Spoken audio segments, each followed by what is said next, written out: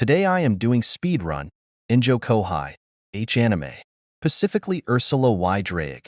She is into NTR, and she is the queen of the dragons. Let's get started. Em là run run nhưng anh thì có gió đi anh mà không